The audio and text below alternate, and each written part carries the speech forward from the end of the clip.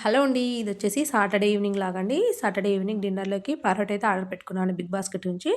గోధుమ పిండి పరోటానే ఆర్డర్ పెట్టానండి. చాలా తొందరగానే తెచ్చిస్తారు డెలివరీ అయితే.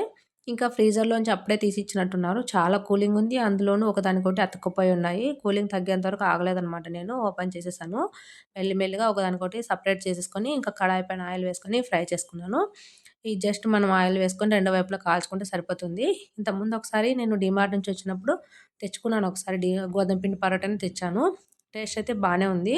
అందుకోసమే ఇంక మైదా పిండి ఎందుకనేసి గోధుమ పిండిదే ఆర్డర్ పెట్టుకున్నాననమాట పిల్లల కోసం అని. ఇంకా పిల్లలు గూడా హెల్తీగా తింటారు గదా అనేసి ఇంకా ఆర్డర్ పెట్టాను. ఇంకా అన్ని పరోటా అయితే రెడీ అయిపోయాయండి. ఇంకా కర్రీ వచ్చేసి నేను మధ్యాహ్నం చేసినది ఉందనమాట. ఆలుగడ్డ, వంకాయ పులుసయితే చేశాను. సాటర్డే కదా! ఇంకా నాన్ వెజ్ తినం కదా! అందుకోసమే వెజ్ కర్రీతోనే సర్వ్ చేసుకున్నాము.